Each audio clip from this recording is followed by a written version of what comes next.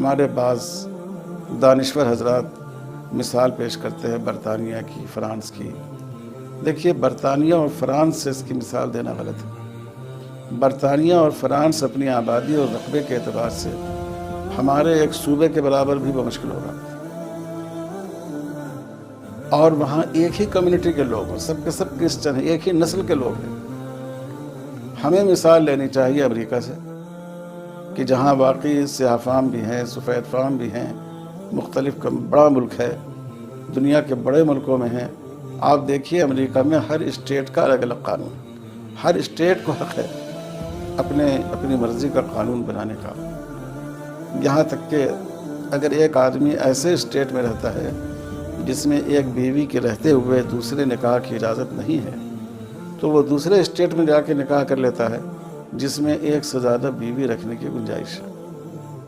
تو ہمیں اپنے آپ کو ایک چھوٹے چھوٹے ملکوں پر قیاس نہیں کرنا چاہیے، ہمیں امریکہ کی مثال سامنے رکھنی چاہیے۔ اس لیے یہ کامن سول کوڈ، اس سے فائدہ تو ایک پائی کا بھی نہیں ہے، نقصان بہت ہے۔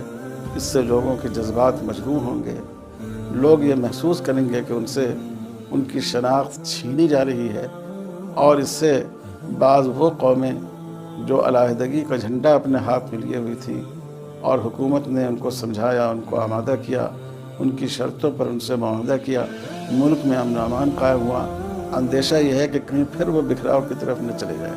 اور ہمیں یقیناً بھرپور طریقے پر حکومت کے اس عزم کی، ارادے کی مخالفت کرنی چاہیے۔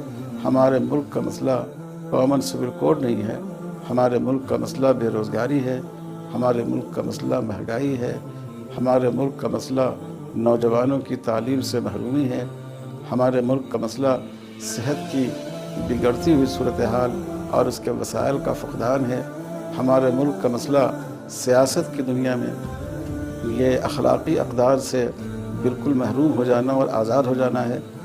یہ اصل ہمارے ملک